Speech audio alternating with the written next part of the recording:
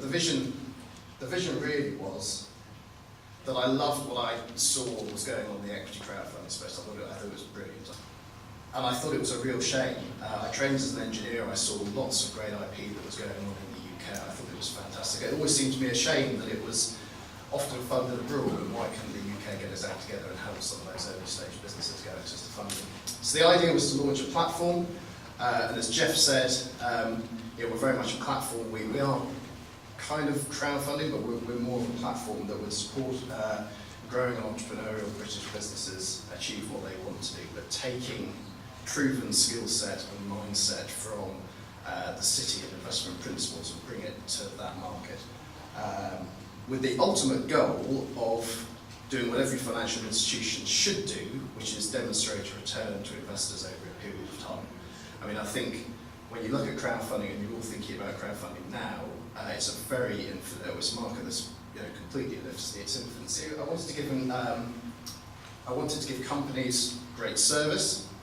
I didn't want them to come to a platform and just feel that they were a number going up on a site. I wanted to give them proper advice and guidance and help think through how they should approach their crowdfunding campaign, what the right structure is, what the right type of investor is. What I'm going to focus on today, and what the guys have asked me to focus on, is one, why are we different, but also what do we look for in an investment opportunity? How do we make that decision that actually this is something that we want to look at and possibly take forward and put on our platform? So why are we different? As I said, it all starts with that investment mindset, wanting to make sure that if there's a business out there that we believe in, we get it access to capital and we allow the crowd to come in and help fund that. So we do an awful lot of curation. We have very strict investment criteria which weed out a lot of businesses through our process. And that's not to say that they might not be good opportunities. We often look to help support those and introduce them to other forms of capital that may well be more appropriate to them.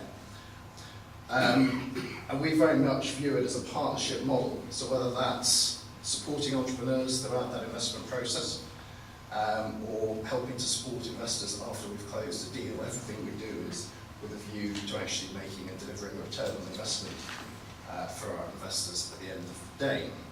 A lot of what's going on in crowdfunding tends to be at the smaller end of the deal size, so sort of friends and family rounds, typically up here other crowdfunding platforms and angel networks.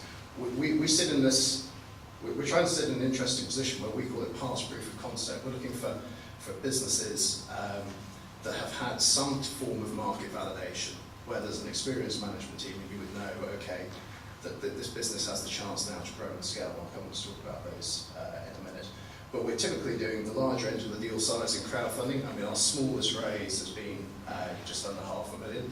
The biggest one we're about to complete in a few weeks is backed by two leading venture capitalists, and that will be for about, roughly about £4 million by the time it closes.